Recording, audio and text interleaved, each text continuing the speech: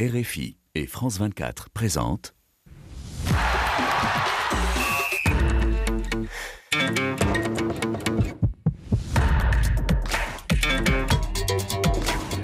Radio Foot International, Annie Gasnier. Bonjour à tous et merci d'être fidèles au rendez-vous de ce Café des Sports juste avant le week-end et alors que ça sent déjà dans l'air dans les championnats la fin de saison. Alors pour nous, c'est pas encore la fin de saison, ne vous inquiétez pas, on sera là encore pour quelques semaines. Et nos invités aussi, j'espère, je le souhaite, n'est-ce pas Benjamin Moncanjo? Bonjour. Bonjour Annie, bonjour à tous. Oui, nous sommes toujours au rendez-vous. Oui. Nos auditeurs le savent et quand vous n'êtes pas là, ils vous réclament. Où est-il? Alors, l'autre Camerounais aussi, bien sûr. Et il est toujours là, lui, au rendez-vous, sauf imprévu automobilistique. Bonjour Rémi Ngono. Bonjour Annie et merci pour ce néologisme. Alors là, je ne pouvais pas imaginer que la langue de Vojdas allait connaître une si grande révolution à travers Radio Foot International. De toutes les façons, vous êtes au sommet de votre art, tout comme le Royal est au sommet du football. Et vous savez qu'on a un auditeur, c'était l'un des cartons la dernière fois qui disait qu'il suit Radio Foot, c'était un Congolais, il suit Radio Foot, il a un petit carnet pour améliorer son français, donc vous voyez. Et il s'était déjà amélioré d'ailleurs. Oui. Bonjour Annie. Xavier Barré, tout va bien? Excellent, tout va bien. Oui. Vous êtes plaisir de retrouver du ciel. De retrouver Rémi Ngono qui est toujours dans ses affabulations, le Real, le meilleur club du monde, alors qu'aujourd'hui ils sont éliminés de tout. Mais bon, on peut le laisser dire. Deuxième de la Liga et puis il compte quelques légendes, mais attendez, on n'a pas encore donné le coup d'envoi de ce match. Rémi, Xavier. Bonjour Frédéric Suto. Bonjour Annie, bonjour tout le monde. Tout va bien. Là, comme tous les vendredis, tout va bien. Très heureux que vous soyez là et je suis sûr que les auditeurs, internautes aussi. C'est parti, le Facebook Live. Et, qu'est-ce que je dis là? Rémi Ngono, je suis depuis la Guinée-Conakry. C'est Amara Amsouma qui nous dit ça. Bonne émission à vous. Nous, on n'y a pas droit. C'est pour Rémi. Oui, Rémi, c'est notre vedette. Alors, dans les débats du jour, nous commencerons par l'heure des adios à Madrid. Luka Modric, l'élégant milieu de terrain au pied de velours, jouera son dernier match sous les couleurs du Real Madrid dans le stade de Bernabéu après 13 années et 6 Ligues des Champions. Son coach et leur coach à tous, Mister Carlo, dirigera lui les Merengues pour la dernière fois. Journée d'émotion en perspective à Santiago Bernabéu. L'heure de la finale en Coupe de France. Le PSG et le Stade de Reims disputeront le titre de la 108e édition de la plus ancienne des compétitions de l'Hexagone. Y a-t-il du suspense entre le champion qui a survolé la compétition et le club qui se bat pour rester en Ligue 1? Et n'ont-ils pas la tête ailleurs, tous ces finalistes, les uns à Munich et les autres en barrage? Dernière journée du championnat saoudien avec le sacre du club des Frenchies Al-Ittihad de Karim Benzema, N'Golo Kanté et de Laurent Blanc a remporté le championnat. Un championnat exotique, on va se demander s'il a trouvé sa place dans le monde planétaire du football. Au générique, Saliou Diouf m'a aidé à préparer cette émission avec Laurent Salerno et pour les moyens vidéo, Souel Kedir et Yann Bourdelas sont là, fidèles au poste, eux aussi. Le Café des Sports, les débats sont ouverts. Lo que te da Real Madrid no te da ningún otro equipo y te ayuda a crecer como persona, como futbolista. Estoy muy orgulloso y contento de formar parte de este gran club, mejor en historia de fútbol, pero sobrepasó todos mis sueños.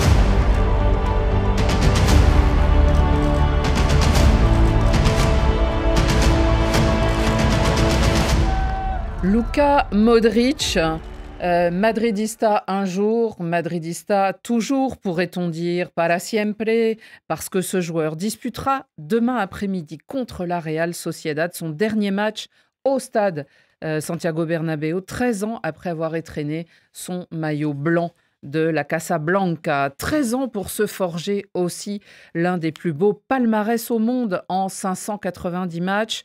L'international croate aura soulevé 28 trophées, dont 6 Ligues des Champions et 4 Ligas. Et puis, il y a aussi 2 Copa del Rey et 5 Supercoupes d'Espagne. Un Ballon d'Or aussi et surtout, c'était en 2018. À 39 ans, le capitaine des Merengues ne jouait plus les 90 minutes, on l'a bien vu cette année pendant la Ligue des Champions, mais son pied et sa vista surtout n'avaient rien perdu de leur magie pour enchanter les spectateurs. Le numéro 10, alors c'est à noter, c'est son dernier match au Bernabéu, mais il va disputer le Mondial des clubs cet été du côté des États-Unis. Et peut-être, qui sait, la prochaine Coupe du Monde aussi, si son équipe à damier arrive à se qualifier. En tout cas, Rémi, est-ce que c'est une légende du Real Madrid, 13 ans, 590 matchs et tous ses titres? C'est une légende mondiale. Parce qu'il faut quand même se dire que lorsque vous regardez son bilan, vous vous dites quand même que c'est très, très, très imposant. Vous l'avez d'ailleurs énuméré tout de suite pour un milieu de terrain.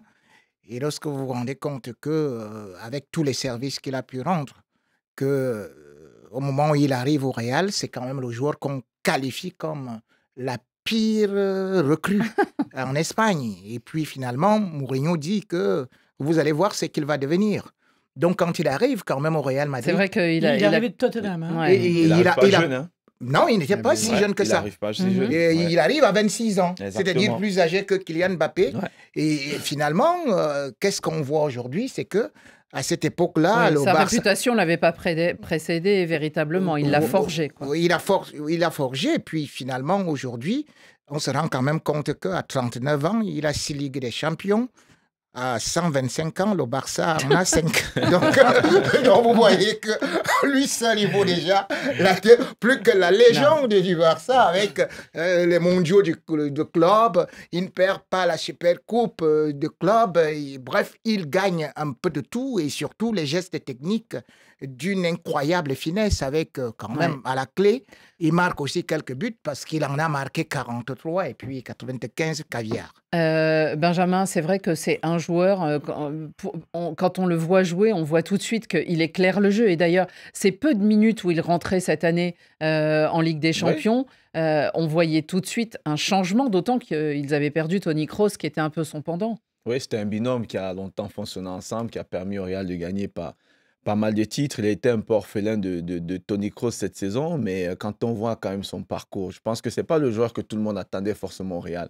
À 26 ans, arriver dans un club comme ça, repartir à 39 ans, gagner autant de titres qu'il a gagné, mais surtout son apport aussi. Il a su s'imposer dans le plus grand club du monde aujourd'hui. Il a montré qu'il avait la vista, il a montré qu'il avait la classe. Il a peu joué cette saison, mais le peu de matchs qu'il a fait, on le voyait quand c'était compliqué, il fallait cette tenue du ballon à un moment donné au milieu de terrain. Carlo Ancelotti le faisait entrer. Et surtout qu'il est respecté par tout le monde. Moi, j'ai vu plein d'images où il rigole avec Mbappé, où on sent qu'il y a du respect des uns et des autres vis-à-vis de ce genre-là. D'autres même l'appellent papa, comme les Rodrigo. Voilà. Au-delà de son âge, c'est ce qu'il a apporté au quotidien à ce club-là. C'est le dernier, l'un des derniers de cette belle génération qui a quasiment tout gagné. C'était le capitaine de cette équipe. Il a énormément apporté. Comme Rémi disait, pour moi, ce n'est pas qu'une légende au niveau du Real, mais c'est une légende mondiale de par ce qu'il a fait. Il arrive même avec sa sélection. On sait que la Croatie n'est pas forcément l'équipe la plus redoutable, avec des joueurs redoutables, mais il arrive quand même à les amener 3e en Coupe du Monde. Ils sont toujours là, ils sont toujours au rendez-vous. Maintenant, je pense qu'on ne sait pas jusqu'à quand, quel va être son rôle. L'année prochaine, il va aller dans quel club? Qu'est-ce qu'il va faire par rapport à la Coupe du Monde qui va arriver? Il voulait prolonger pour se maintenir et s'entretenir jusqu'à la prochaine Coupe du Monde. Mais déjà, faut-il il va se faire qualifier. la Coupe du Monde des clubs avec le Real. Donc c'est intéressant, mais voilà. Ouais. Mais Xavier, ce joueur qui a remporté un ballon d'or, c'est quand même rare à l'heure actuelle, quand en plus, lui, il arrivait dans cette espèce de bataille mano à mano ininterrompue entre Cristiano et Messi. C'est lui qui l'interrompt. Est-ce que c'était pas aussi pour donner justement de la lumière au rôle que peuvent avoir des beaux milieux de terrain, des beaux numéros 10? Et évidemment, on pense à Zidane, puisqu'ils ont partagé le même club. Est-ce qu'ils n'ont pas aussi porté très haut les couleurs de ce genre de poste? Bien sûr, mais c'est un joueur extraordinaire. Même si c'est vrai qu'au début, ça a été un peu compliqué pour lui. À Tottenham, il est venu au Real Madrid parce que à ce moment-là, le Real avait besoin de nouveaux milieux de terrain. Il voulait prendre les Allemands, là, Schweinsteiger, en plus de Özil et de Khedira. Et donc, ils n'avaient pas pu les prendre tous. Donc, ils ont dit, bon, on va prendre Modric. Et puis, finalement, Özil ne s'est pas imposé sur la durée. Khedira s'est très vite retrouvé avec beaucoup de blessures. Oui, et celui qui est resté et qui a tenu sur la longueur, c'est Modric. Parce qu'il était animé par cette volonté de survivre. Il faut rappeler qu'il a grandi dans un pays en guerre. Hein. Il a grandi dans les Balkans déchirés par la guerre en Yougoslavie. Il a même dû être, pendant toute son enfance, un peu trimballé de village en village pour échapper au conflit. Et donc, du coup, il incarne parfaitement cet état d'esprit des Croates qui ont survécu au conflit. Et il transmet cette énergie avec son équipe nationale sur le terrain et jusqu'à 40 ans. Son alter ego, qui était, lui, pas né en Croatie d'ailleurs, Rakitic, qui était né en Suisse, et qui avait ensuite choisi de jouer pour la Croatie, a très vite arrêté. Il y a déjà un moment, l'équipe nationale. Il vit d'ailleurs à Séville. Donc, lui, par contre, il continue à jouer, à porter ce maillot à damier, à porter le capitanat de son pays et à vouloir justement aller à la prochaine Coupe du Monde pour toujours porter les couleurs de ce pays qui a été l'objet d'une terrible guerre quand il était petit. Donc, il a vraiment une très forte personnalité. Il incarne même... Là, je suis d'accord avec Rémi Ngono pour une fois. C'est rare, ça. C'est pas simplement une légende du Real, c'est vraiment une légende du football mondial. Non, mais ils sont unanimes, hein, les auditeurs, les téléspectateurs, qui voient peut-être les images défiler, là, les frappes en dehors de la surface, qui vont se loger sous la barre. L'extérieur du pied. Hein. Ouais, l'extérieur du pied, vous en parlez, là, c'est Gomez Alvaro qui nous dit « Un grand milieu, son intelligence, son extérieur du pied ». Il y a Archiduc qui appelle ça les passes bananes de Modric, en parlant du vieux loup, le sérieux, le calme. Alors, on le compare à Iniesta et Zidane en nous disant « Je pense quand même que Zidane était un peu au-dessus ». Et puis un petit message sur le Facebook Live de Ganako Nazi. Modric, 39 ans, a plus de Ligue des Champions que le Barça de Xavier Barré. Mais il est gentil, notre ami, mais il répète juste ce que vient de dire Rémi Ngono. C'est bien, ils savent compter au moins. Bon, en tout cas, chapeau. Si vous voulez une petite polémique, on peut juste rappeler ce qu'avait dit Cristiano Ronaldo en 2018 au moment de son Ballon d'Or. Il avait quand même dit que c'était un entourloupe de Florentino Pérez qui lui faisait payer son départ du Real Madrid en mauvais termes pour la Juventus et que donc le Real avait œuvré en coulisses pour que le Ballon d'Or reste à Madrid et donc au lieu que ce soit lui, puisqu'il était parti, de le donner à Modric. Il avait fait quoi Ronaldo cette année-là ? Il estimait que ça lui revenait quand même. Oui, la Coupe du Monde. Surtout, nous on s'est dit que ça aurait pu revenir à Kylian Mbappé qui était quand même champion du monde. Les matchs de la Croatie au Mondial 2018, je peux dire que Modric, il était dans la forme de sa vie. Je suis le premier convaincu que Modric ne l'a pas volé, même si un joueur de l'équipe de France aurait pu l'avoir aussi. Exactement. Mais Cristiano Ronaldo, lui, estimait que cela te fait voler. Bon. Mais c'est une polémique avec vous tout seul, je crois que ça Non, parce retrouvez cette déclaration. Oui, j'ai pas parce que de toutes les façons, nous... Mais où est le Barça là-dedans ? Vous savez, oui, c'est comme ça, parce qu'il faut toujours chercher quelque chose pour titiller Cristiano Ronaldo, comme s'il était jaloux de Modric. Et moi, je ne veux pas partir là, parce que de toutes les façons, je sais... Qui est catalan, c'est à contre-cœur que tu as raconté tout ce que tu as raconté, jusqu'à aller chercher les guerres au Balkan, les autres en Afghanistan, d'autres en Syrie. Bon, bravo pour ça, mais néanmoins, il y a un proverbe africain qui dit toujours que la poule ne pleure pas à la mort de l'épervier. Alors, il n'est pas le seul à être sur le départ. Ce samedi, c'est un match contre la Real Sociedad, et donc il y a quelqu'un qui sera aussi pour la dernière fois, vraisemblablement, définitivement, pour la dernière fois sur le banc.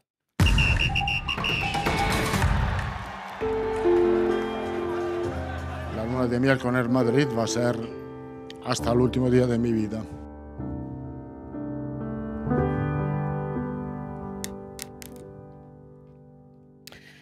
C'est l'homme à l'élégance parfaite sur son banc, un pendant italien à l'élégance du croate Modric, pourrait-on dire.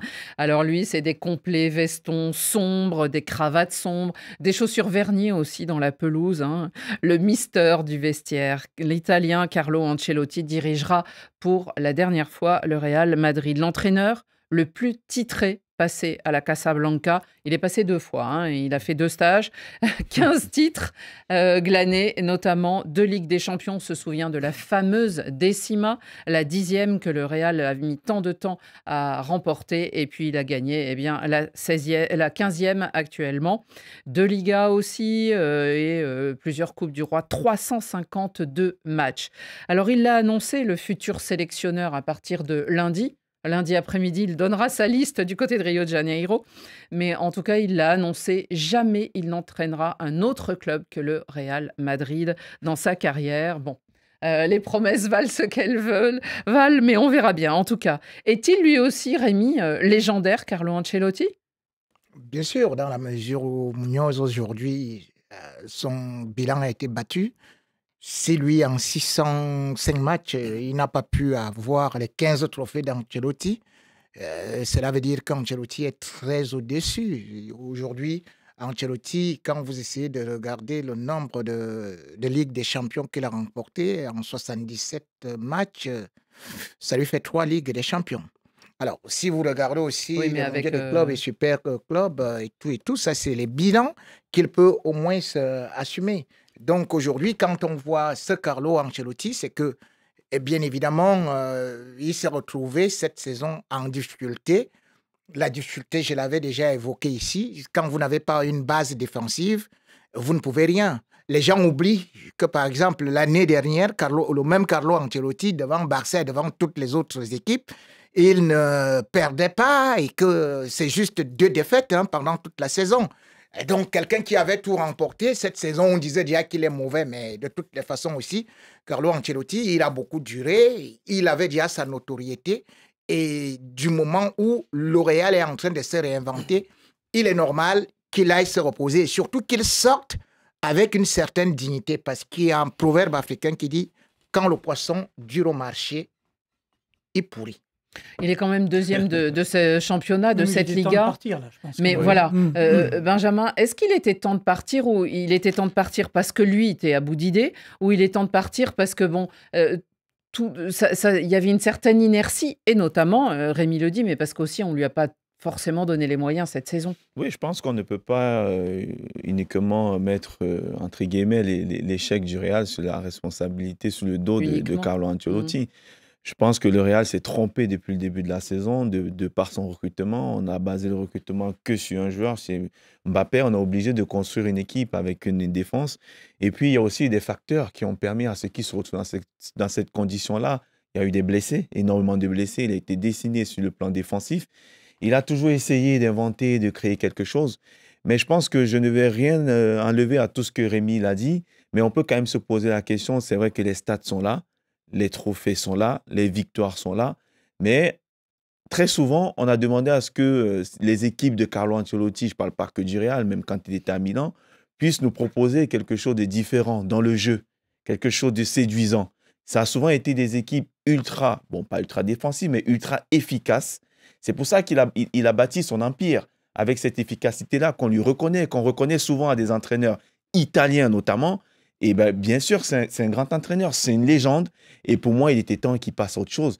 Mais non, je pense qu'il sera le meilleur entraîneur du monde quand il fera gagner le Brésil. Vinicius, il n'a pas imprimé sa marque sur le jeu comme l'a fait un Pep Guardiola à Barcelone ou à City. Il n'a pas effectivement une identité de jeu bien affirmée. Il s'adapte effectivement aux circonstances. C'est pour ça que les présidents de clubs, des grands clubs, l'aiment bien, parce qu'en général, il leur dit tu te débrouilles avec cette équipe et tu dois la faire gagner. Il est a très réussi, loyal. Il a réussi à Milan. Il a réussi effectivement au Real. En Angleterre, au Bayern, ça c'est mal fini. Il a été viré. Mais il a été champion. Comme chaque année, le Bayern. Oui. Mais derrière, il a été viré. À Naples, ça a été un échec. À Everton, il est resté qu'1 an. Au Paris Saint-Germain, ça s'est pas bien terminé non plus. Donc, mais alors là, c'était pas du tout de sa faute. Oui non, et non. C'était pas de sa faute du tout. Non, mais pourquoi? Parce qu'il y a eu 3 défaites d'affilée et qu'il a estimé que cet ultimatum qui lui avait été mis par les dirigeants du Paris Saint-Germain et du Qatar était pas à la hauteur de sa réputation. Donc, il a fini par partir à la fin de la saison parce qu'effectivement, il n'avait pas apprécié qu'on le remette en cause ses compétences. Donc, c'est effectivement un personnage qui a acquis une certaine stature. mais il n'a gagné qu'avec des très grands clubs, avec des très grands effectifs. Oui, mais comme aussi Pep Guardiola. Il n'a même jamais cherché à aller à moins. Sauf qu'avec le Bayern, il n'a pas remporté la Ligue des Champions. Oui, il a été aussi 3 fois champion. Alors, attendez. Mais Pep Guardiola, il construit ses effectifs, il s'assure qu'on lui donne les pouvoirs pour construire ses effectifs, et il transforme des joueurs qui sont parfois pas très connu en star. Bah lui, il l'a fait, par exemple, avec Bellingham l'année dernière. On a vu mais Bellingham est arrivé, il était déjà une star. C'était pas déjà une star. C'était un très bon joueur, mais c'était pas une star. Il avait éclaboussé la saison avec Dortmund. C'était un joueur déjà exceptionnel. Donc après, il a réussi à gagner avec les très grandes équipes de Milan et du Real Madrid, mais pas avec les autres. Oui, mais ce qui est sûr, c'est qu'aujourd'hui, moi, je sais que c'est les joueurs qui font l'entraîneur. C'est-à-dire que ça dépend, si tu veux être un grand entraîneur, il faut que tu aies l'effectif à hauteur de tes ambitions. Donc, on ne peut pas lui reprocher, il fallait quoi? Qu'il a entraîné Crystal Palace, qu'il gagne avec Crystal Palace pour qu'on reconnaisse que c'est un grand entraîneur. Ce qu'il dit est même d'ailleurs erroné. Parce que je vais lui dire... non, attends, je vais te dire. Quand tu dis la grande équipe, moi, je te fais comprendre que Carlo Ancelotti, je vais te dire... par exemple, la Décima, quand il gagne, parce que justement, les dés de Dieu tombent toujours à pic. C'est le 24. C'est un 24 mai 2014. Il va partir un 24 mai 2025. Mais il faut savoir que Real était dans de sérieuses difficultés. Et même quand il dirige ce Real, tu vas quand même oublier que Carlo Ancelotti a connu un certain nombre de déboires, dont par exemple les départs des grands joueurs. C'est-à-dire que tu perds d'abord Pepe, tu perds Cristiano Ronaldo, tu perds Ramos, tu perds Navas, tu perds ceci. Non, mais attends, là je te cite tous les entraîneurs les grands joueurs qu'il a perdus. Oui. C'est-à-dire que mais il a réussi à reconstruire avec les Rodrigo. Tu ne peux pas me dire que Rodrigo c'est une superstar. Il a réussi avec Vinicius que à une certaine période Benzema lui-même disait que ne lui faites pas la passe. Okay, donc, Rémi. pour moi, c'est quelqu'un qui non seulement sait faire avec ses moyens, mais encore avec ces Real-là. Il y a une statistique cruelle. C'est-à-dire que le Real, au niveau de la défense, en 5 ans, a recruté pour 5 millions d'euros. Bon, Rémi, on ne va pas refaire l'histoire du Real. Non, Xavier, on s'était juste gagné avec le Real Madrid. Le père de famille Ancelotti, voilà, c'est ça. Théodore Archiduc nous dit: j'adore la façon de mâcher les chewing-gums d'Ancelotti, ça va me manquer. Nous aussi, ça c'est vrai. La Moussa Lenguema, le coach qui fait rarement les changements à temps. C'est vrai qu'il attendait peut-être un peu trop tard. Et puis, il y a un débat qui est lancé sur le Facebook Live. Bah oui, est-ce qu'il va se situer dans les grands entraîneurs? On nous parle de Ferguson. Avec United. En tout cas, pour ce qui est des chiffres et de son palmarès, il a déjà un peu répondu. En tout cas, on verra aussi ce qu'il fera et c'est un sacré défi avec le Brésil. Ouais, il l'a dit, Benjamin. Imaginez qu'il amène le Brésil au titre de champion du monde. Il est un entraîneur un peu à l'ancienne. On sait, c'est un peu le papa, le papy qui réconforte ses joueurs, qui sait aussi parler aux stars. On verra bien. Son successeur est déjà connu. Ce n'est un secret pour personne. Il s'appelle Xabi Alonso et il est en train d'arriver à Madrid. En tout cas, c'est sûr, il y aura de l'émotion et des larmes demain à Santiago Bernabéu pour ce Real Sociedad. On continue dans Radio Foot.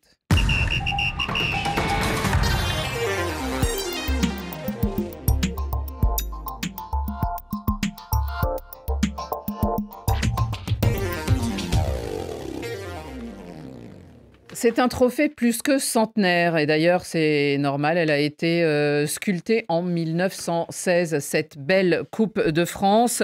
La première édition c'était sur la saison 1917-1918 au sortir de la Première Guerre mondiale. En tout cas, cette Coupe de France, eh bien, elle sera disputée entre deux clubs sur la pelouse du Stade de France où elle fait son retour. L'année dernière, on s'en souvient, c'était à Lille à cause des Jeux Olympiques. Ça sera entre le PSG et le Stade de Reims, devant, comme le veut la tradition, le président de la République. Et elle sera apportée sur la pelouse par qui? Avant le coup d'envoi, eh bien, par quelqu'un qu'on connaît bien ici, un certain Carlos Bianchi, qui a joué pour les deux clubs. Ils ont pensé à moi, je jouais dans les deux clubs. Il y a des petits détails que chaque fois que j'arrive au Parc des Princes et je vois ma photo, la peinture qu'il y a avec tous les grands joueurs, je dis, je jouais seulement 12 saisons au Paris Saint-Germain. Et par contre, il tient compte de ces 2 saisons que je fais. Et à Reims, vous avez votre statut. J'ai des photos. Et un stade qui porte votre nom. Ému par cette sollicitation, notre ami Carlos Bianchi. Et nous aurons donc deux adversaires qui l'ont remporté déjà, ce trophée, les Parisiens. 15 fois déjà, et ils ambitionnent évidemment de remporter une 16e fois cette coupe. Et puis les Rémois, alors eux, ils l'ont remporté 2 fois, mais c'était il y a longtemps, du temps de la splendeur du club. Les uns ont donc survolé la Ligue 1, les autres ont du mal à se maintenir parmi l'élite, ils sont entre 2 barrages. Est-ce que cette finale, Benjamin Moukandjo, offre encore du suspense ou pas? Parlons juste sur le plan de l'enjeu. Sur le plan de l'enjeu... Quelle finale on va voir? On va voir un 10-0, on va voir un 5-0. Je ne pense pas qu'on aura une très grande finale. Parce que les uns et les autres se sont tournés vers des objectifs beaucoup plus intéressants. Mais je crois que la finale de la Coupe de France, ça reste un trophée. Ça reste un trophée de plus. Et il y a un prestige. Pour le PSG, il y a un prestige. Si c'est Reims qui gagne, ils ont la possibilité de jouer un tour préliminaire. Pourquoi pas se retrouver en Coupe d'Europe. C'est vrai que c'est difficile d'imaginer Reims aller battre ce PSG-là qui a littéralement dominé tout le monde en championnat. Mais est-ce que l'aspect psychologique, est-ce qu'aujourd'hui, le fait que Paris va jouer une finale de Ligue des Champions, la plupart des joueurs sont quasiment tournés vers ce match-là, vers ce rendez-vous-là qui n'arrive pas forcément tout le temps. Mais j'ai un doute. Je ne suis pas persuadé qu'on va vivre une grande finale. Mais c'est quand même une des rares équipes qui a accroché le PSG cette saison, Reims. Ils ont fait en championnat, 2 fois match nul, un partout. Oui, donc mais le contexte, ils savent comment les prendre, ils savent comment les bloquer. Il faut surtout tenir compte du contexte. Quand vous demandez, moi j'ai été à Reims encore il y a 2 semaines, quand vous discutez avec les joueurs, bien sûr qu'un joueur, moi pour avoir été joueur, quand on voit un trophée, on a envie de jouer.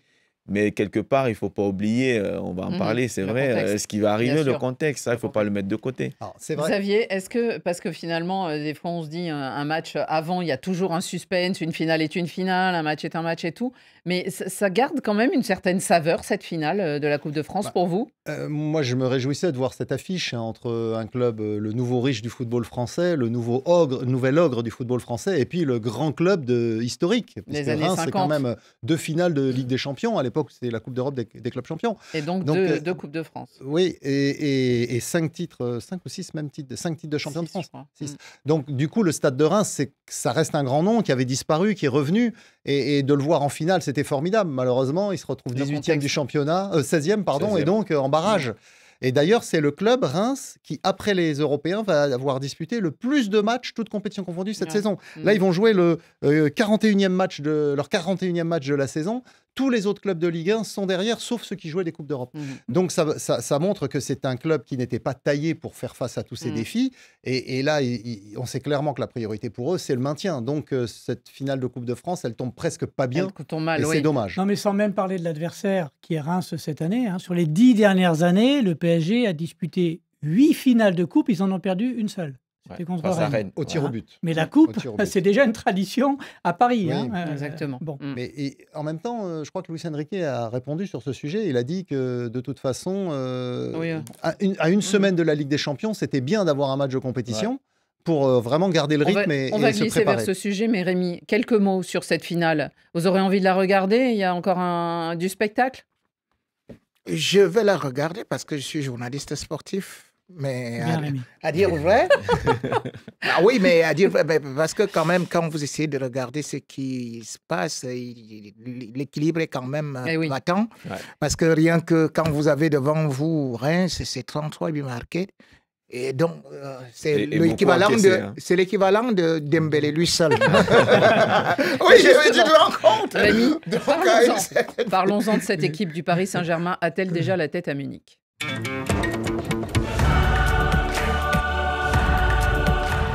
C'est évidemment difficile pour cette équipe finaliste de la Ligue des Champions peut-être de penser uniquement à cette finale. Le PSG est à 8 jours du coup d'envoi de son match contre l'Inter Milan.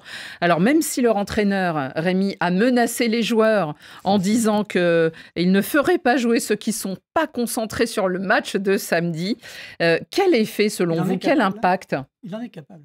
Oui. Ça, il est capable de tout, Luis Enrique. Est-ce que quel effet ça a, selon vous, dans les têtes des joueurs? Non, mais de toutes les façons, chacun dit je vais jouer la finale. Mais tout le monde sait, Benjamin a été joueur. On joue comme on s'entraîne. Bien sûr.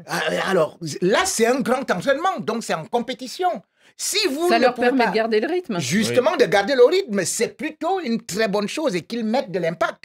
Parce que l'impact, ils vont retrouver ça contre Inter.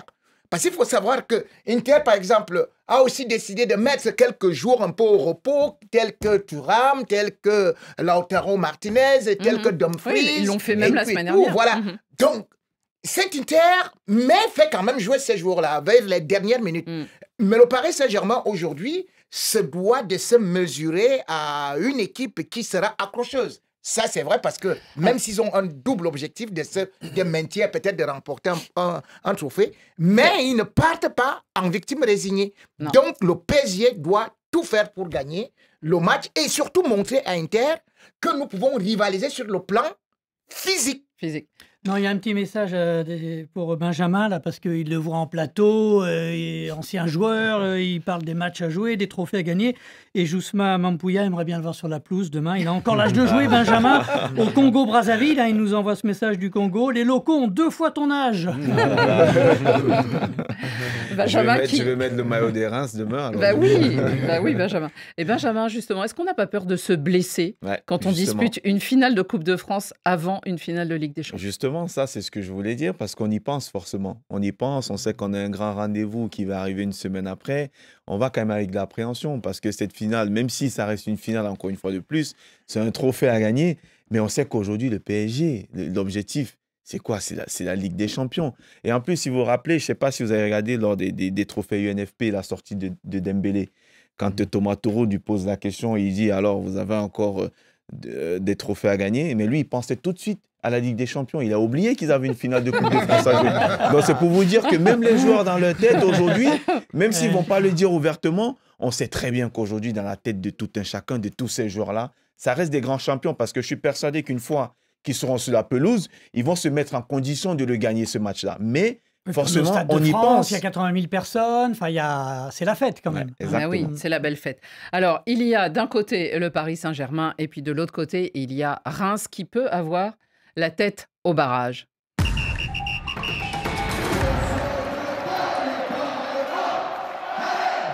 Ça doit être avant tout un kiff, comme on dit, et ils doivent garder plein d'images de ce match tout en étant ambitieux.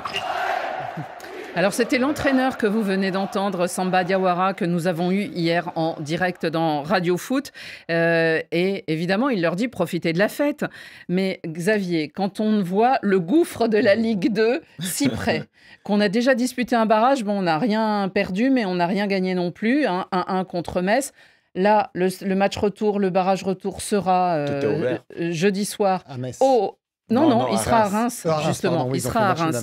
Est-ce qu'eux, ils ont la tête au barrage ou est-ce que quand même, eux aussi, vont pouvoir profiter de cette fête ? Et le président de Reims l'a dit. Il a dit on avait prévu un certain nombre de festivités autour de la finale de la Coupe, mais maintenant, l'objectif, c'est de se maintenir. Donc, c'est priorité au barrage.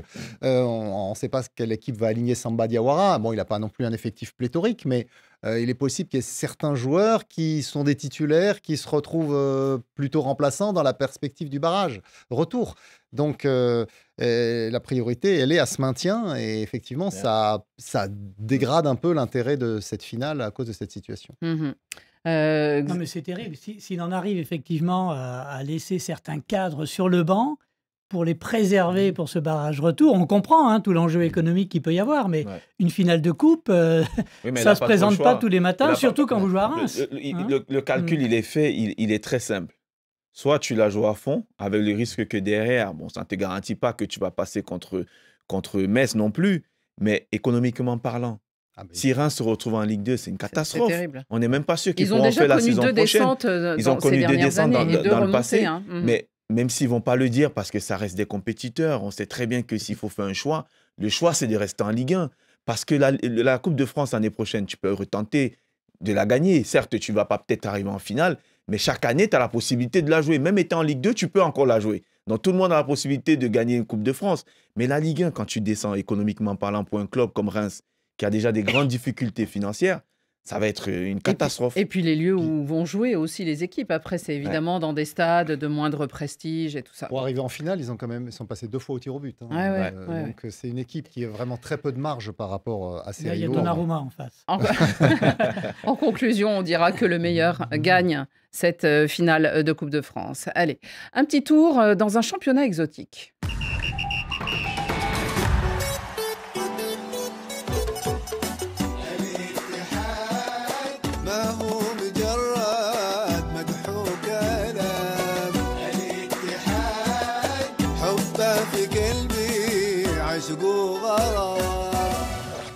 Un autre rythme qui nous met dans une autre ambiance, celle de la Saudi Pro League. Ça sera le clap de fin lundi prochain. Lundi soir se disputera la 34e et dernière journée de ce championnat. Et ça sera le sacre pour Al Ittihad. Vous en avez entendu donc l'hymne de ce club. C'est l'équipe de Jeddah. Elle avait été championne il y a 2 ans, si je ne me trompe pas. Et c'est surtout le club des Frenchies avec Karim Benzema comme tête de pont, recruté alors qu'il était Ballon d'Or. Il venait juste d'être sacré, on s'en souvient. Il y a aussi N'Golo Kanté. Bon, il y a Aouar. Moussa Diaby. Oui, Oussem Aouar, mais qui depuis a choisi d'être français de nationalité sportive en tout cas. Et ils sont entraînés par Laurent Blanc. Est-ce que ce titre enrichit véritablement un palmarès, Xavier ? Au niveau de l'Arabie Saoudite, oui. Parce que Al Ittihad, désormais... Non, mais pour les Frenchies, pour eux, c'est un championnat où il y a beaucoup de bons joueurs qui ont été recrutés à prix d'or ces dernières années. On peut peut-être dire anciens bons joueurs aussi. Pas tous, il y a aussi des joueurs qui sont encore dans la force de l'âge, qui sont allés là-bas alors qu'on ne les attendait pas forcément ou qu'on pouvait les attendre ailleurs. Et donc, du coup, c'est un championnat qui a une vraie qualité. Et lors des demi-finales de la dernière Ligue d'Asie des clubs champions, sur les 4 demi-finalistes, il y avait 3 clubs saoudiens et un club japonais. Et c'est un Saoudien qui a remporté la Ligue des Champions. Et c'est l'autre club de Jeddah, d'ailleurs, le Ali de Jeddah, qui l'a remporté. Donc, du coup, c'est quand même un championnat qui est en train de monter en puissance. Le seul reproche qu'on peut lui faire, c'est qu'il y a très peu de Saoudiens qui jouent maintenant dans ces équipes. C'est des équipes constellées de joueurs de tous les continents. Il y a des Européens et des Français notamment. Il y a beaucoup de joueurs africains. Il y a des joueurs effectivement d'Amérique du Sud aussi. Et il y a plus trop de place pour les joueurs saoudiens. Alors que de la dernière Coupe du Monde, l'Arabie Saoudite avait été étonnante en battant notamment l'Argentine dans son premier match. Donc là, il faudra suivre quelles vont être les conséquences pour la sélection saoudienne. Mais le championnat est intéressant. Vous faites rire tout le monde, parce que le championnat exotique, là, ça passe pas. Ça passe pas. En tout cas, ça a lancé les émojis un peu partout. Là, Vivien Herbert Malanga, championnat exotique. En tout cas, Annie, l'âme de l'émission. Non, mais un championnat exotique, vous parliez de championnat. Vous avez une équipe avec Benzema, N'Golo Kanté, Fabinho, Rakitic, le gardien serbe, Danilo, qui joue au Paris Saint-Germain, Aouar. Diaby, fut un temps, à Arsenal, il n'y avait pas un anglais. Le néerlandais Bergwijn. Bon. Oui, mais depuis, ils ont travaillé la formation. Et donc là, c'est pas une équipe exotique, en fait. C'est une équipe que vous pourriez avoir dans n'importe quel... Pour moi, championnat exotique, c'est un peu loin du cercle, effectivement, européen, et là où se concentrent beaucoup de grands joueurs. Et puis là où il fait très chaud aussi, parce que quand même, quand ils jouent souvent le soir, et il n'y a pas beaucoup de gens dans les tribunes, malheureusement. Rémi, Cristiano Ronaldo, là-bas, son club n'est que 4e pour l'instant. Il a toujours pas gagné. Mais il est le meilleur buteur. Non, avec son club, je veux dire. Non, je vais le provoquer un peu, Rémi, parce que je le trouve naturellement calme. À titre collectif, aucun. Mais bon, c'est du Cristiano Ronaldo. J'ai l'impression qu'on oublie quand même que même Neymar dit que c'est Cristiano Ronaldo qui met de la lumière dans ce championnat dont nous n'avions jamais parlé. Bon, mais Neymar, il est parti au mois de janvier et il a joué. Il a 2 ans. Je sais même pas s'il a joué 100 minutes. Non, il a joué deux demi-matchs pour 68 millions d'euros. Et au-delà de ça aussi, c'est un championnat qui est très riche parce que quand on voit aujourd'hui ce qui touche. Oui, non, mais ça, on le sait. Bien évidemment, c'est-à-dire que Cristiano Ronaldo, oui, il était ambassadeur, il a déjà réussi à faire ce qu'il voulait. Il va y rester, Rémi ? On n'est pas encore sûr. C'est vrai qu'il est devenu actionnaire dans ce club-là, mais en même temps, il demande quand même qu'on reconstruise parce que vous voyez, vers l'autre côté, il y a vraiment des joueurs qui sont ceci et cela, mais chez lui, tu vas voir à peine. Voilà. Une petite. Il y a Sadio Mané, il y a Laporte, il y a Otavio. Oui, mais Sadio Mané, c'est exactement Marcelo Brozovic, le Croate. Il y a Wesley, un Brésilien. Jorge Jesus. Ils ont pris John Duran, le Colombien, qui était à Aston Villa. Mohamed Simakan, donc juste une il y a question, une belle équipe aussi. Benjamin, est-ce que c'est un championnat qui est rentré sur un peu la carte mondiale du football? Difficile. D'accord. Non, mais c'est vrai, c'est difficile. Ouais. C'est vrai qu'avec la panoplie des stars qu'ils ont eu à recruter, machin, ils s'attendaient à ce que le championnat puisse prendre encore de l'ampleur. Ça va prendre du temps. Mais il n'y a pas d'histoire. Enfin, il faut que ça ne se crée pas comme ça, mais c'est même rassurant, heureusement. En plus, Xavier, finalement, ils avaient voulu créer ce gros championnat pour essayer d'obtenir une Coupe du Monde. Ils l'ont déjà eu, donc on se dit ils peuvent reposer un peu sur leur laurier, là, les Saoudiens. Non, mais parce qu'ils font du soft power. Donc, avoir un championnat qui est diffusé sur la télévision française, voilà. Bon. Donc, pour attirer les téléspectateurs, il faut qu'il y ait des stars. Donc, et puis ils ont tellement d'argent qu'ils peuvent les payer. On regardera. Allez, nous allons vers les cartons. Carton jaune. Un carton qui sort, un carton jaune. Ouh là là là là, carton rouge. Carton rouge. Dans la confusion. Carton vert. Extraordinaire. Rien à dire. Vos cartons, chers auditeurs internautes, sélectionnés par Saliou Diouf. Bonjour Radio Foot. C'est Chia Loline de Cotonou, un supporter des Spurs. Mon carton vert est dédié à Tottenham Hotspur, et plus précisément à Ange Postecoglou et à Heung-min Son. 17 ans sans trophée, notre premier trophée. Come on, you Spurs! Bonsoir Radio Foot, bonsoir spécial à la meilleure présentatrice Annie Gasnier. Kienou Mazogi Valérie depuis le Burkina Faso. Je voudrais adresser un carton rouge aux dirigeants de Manchester United qui n'ont pris que de mauvaises décisions depuis qu'ils sont à la tête du club. Garder Erik ten Hag, virer Van Nistelrooy, faire venir un Mourinho qui est en plan de jeu figé en plein milieu de saison avec un effectif qui n'a pas demandé, cela ne pouvait donner que ce résultat exécrable, médiocre, qui donne des maux de tête. Carton rouge aux dirigeants de Manchester. Bonjour Radio Foot International, c'est Basile Kam depuis les États-Unis d'Amérique. Mon carton il est vert et s'adresse au peuple marseillais pour l'ovation réservée à Steve Mandanda lors de son entrée en jeu. Franchement, chapeau. C'est ça un grand club. Et mes respects à Abibé qui lui a donné cette occasion. Bonjour le Café des Sports, c'est Mariama depuis Guinée-Conakry. Mon carton est vert pour le capitaine Avray Abdoulaye Touré pour cette panenka au bout du temps additionnel pour assurer le maintien du Havre et à toute l'équipe aussi qui a su gérer ses émotions au cours de ce match-là. Un joueur exemplaire de talent et de leadership, que ce soit en sélection ou en club, il donne tout. On est fiers. Bonne émission à vous, merci. Bonjour à tous, bonjour à Radio Foot International. Je suis Honoré Dem, Togolais vivant en Italie. Je donne un carton vert à ces trois clubs, Newcastle, Tottenham, Crystal Palace, qui, après plusieurs années, ont enfin remporté un trophée. Chapeau à eux.